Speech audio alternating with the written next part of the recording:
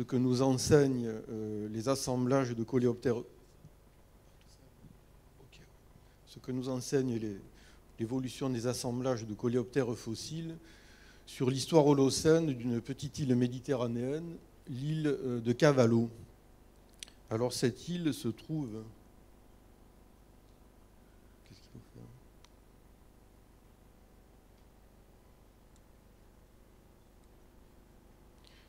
Cette île se situe donc dans l'extrême sud de la Corse, hein, dans ce secteur, dans l'archipel des îles Lavezzi.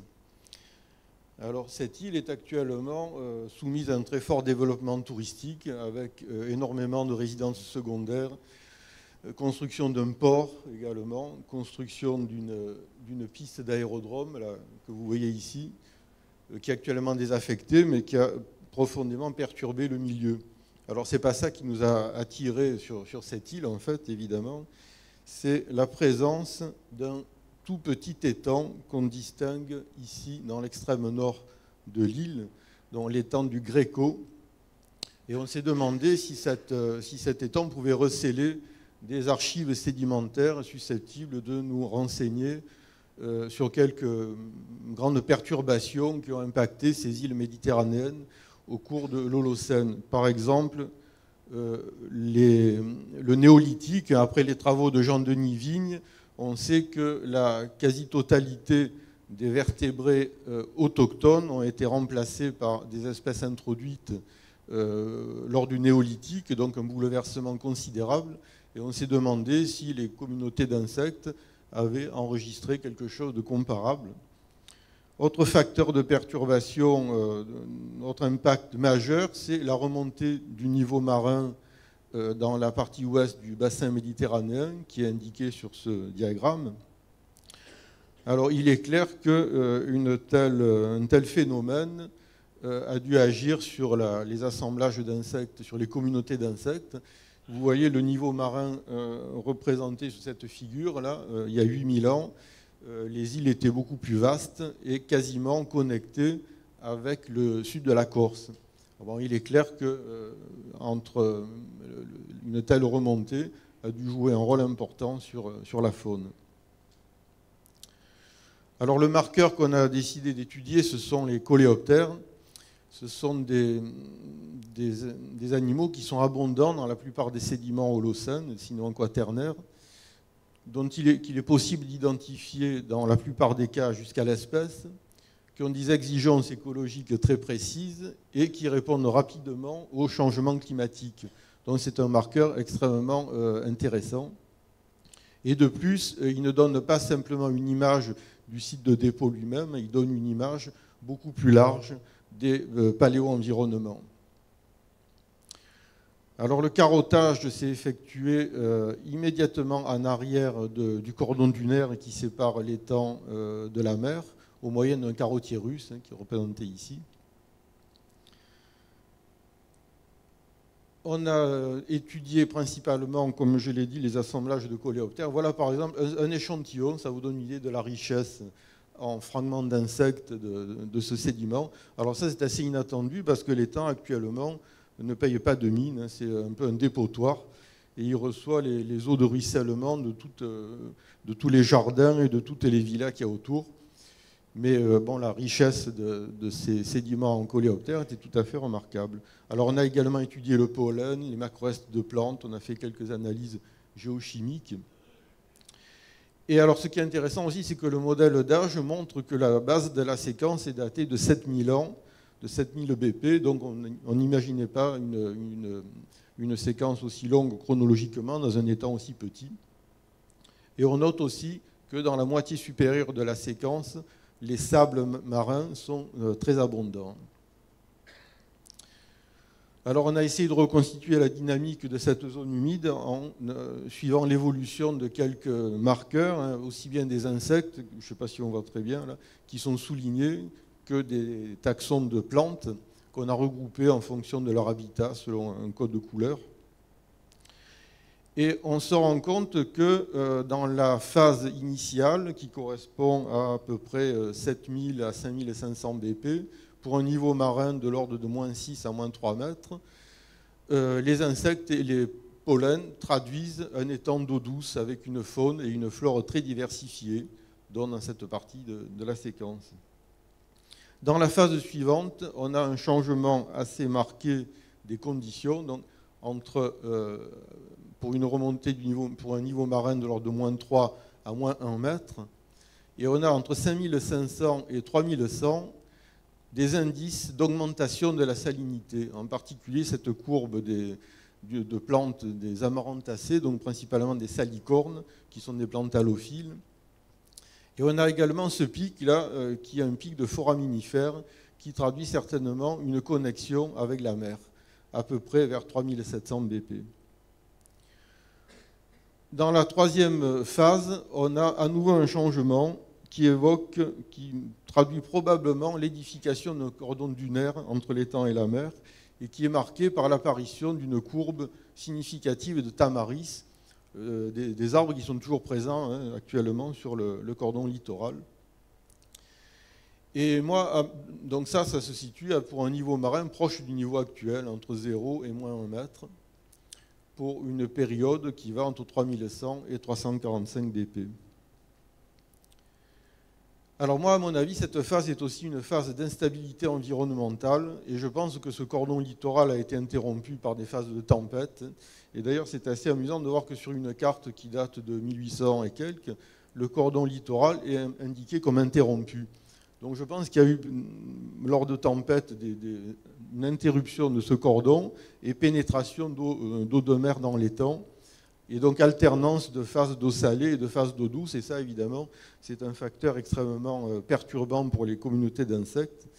Et on se rend compte, si on analyse l'évolution du nombre de coléoptères, du nombre d'individus et de taxons, qu'il y a un effondrement complet de cette communauté à partir de cette phase charnière, là, ici, qui est représentée là.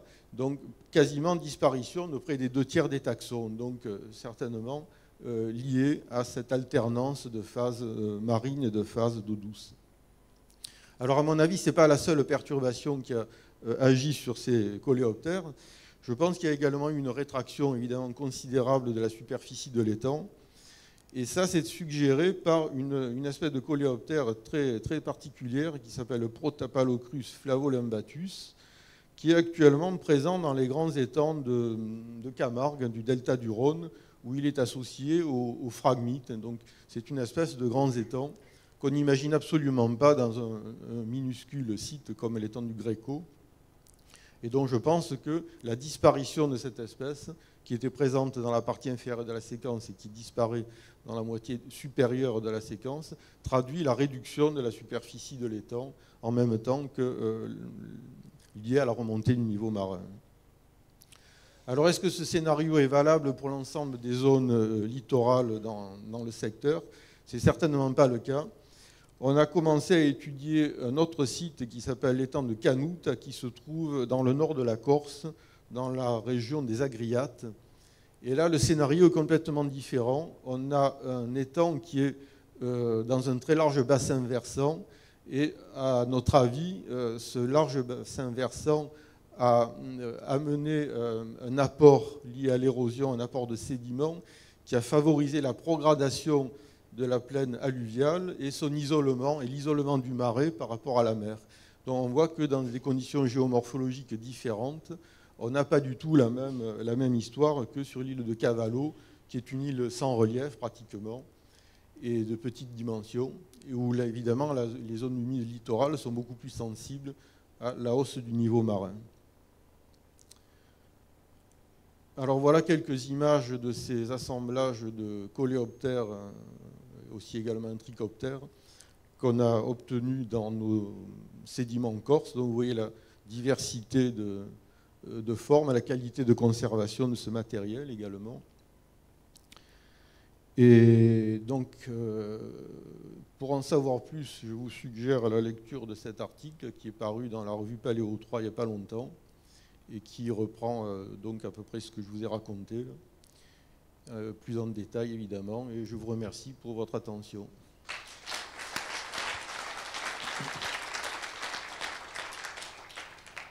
Merci beaucoup. Y a-t-il des questions ?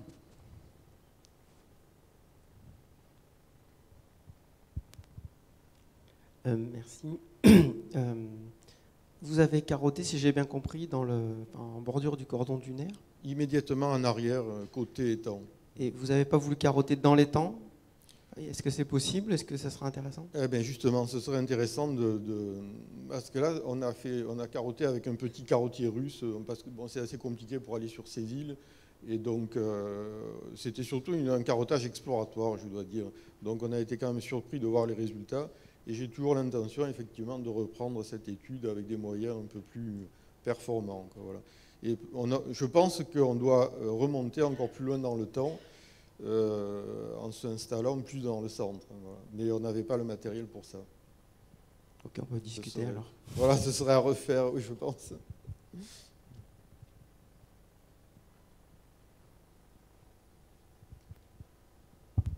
Merci. Est-ce qu'on ne peut pas imaginer au contraire que le marais s'étendait plus loin vers le large et qu'il a été grignoté ou recouvert par le sable de plage? C'est probablement ça, oui, je pense que c'est certainement le cas. Vu le contour de l'île à moins 8000, il est à peu près sûr que l'étang devait être beaucoup plus important à l'époque. Alors il est très réduit. D'abord, il y a la construction de cette piste d'aérodrome là, qui l'a amputé sur la partie continentale. Bon, ça c'est récent, évidemment. Donc je pense que l'étang actuel, c'est vraiment un relictuel par rapport à ce qu'il a été dans le temps. Les assemblages d'insectes le suggèrent en tout cas. Alors, moi j'ai aussi des questions, 1 million de petites questions, travaillant également dans ce genre de milieu. Juste une petite précision, qu'est-ce que vous appelez des microforaminifères? Pourquoi vous les distinguez avec le terme micro? Oui, non, c'est des foraminifères. Voilà. Alors je ne suis pas du tout spécialiste de foraminifères. Je peux vous parler des insectes, mais les foraminifères, j'avoue que je ne me souviens plus quelle est l'espèce qui a été identifiée dans la séquence. D'accord, donc on discutera tout à l'heure avec un très très grand plaisir là-dessus. Mais les foraminifères, ce n'est pas du tout mon domaine. Alors, une dernière question. Ouais, Vincent, j'en profite, hein, j'ai le micro. Une autre question, y a-t-il d'autres insectes, je pense aux hyménoptères ou autres, qui pourraient être aussi observés, préservés et utilisés de la même façon? Il y a les trichoptères qui étaient assez abondants. J'ai montré un fourreau là, sur l'avant-dernière image. C'est un fourreau de trichoptères. Mais la diversité était très faible. Voilà, là, vous avez ici un fourreau de larves de trichoptères. Ce serait intéressant d'aller plus loin. Bon, il y a également les chironomides, enfin, il y a d'autres organismes qui sont intéressants. Bon, par contre, il n'y a pas la diversité qu'il y a en coléoptères. Il y a des centaines, il y a bien une centaine de taxons au total. Et donc, les autres groupes sont beaucoup moins représentés pour des raisons de solidité du tégument. Voilà. Mais il y aurait d'autres analyses à effectuer, certainement. Bien. Ben, écoutez, merci beaucoup. Et nous allons passer à la dernière communication avant la session poster. Donc cette fois-ci, nous parlons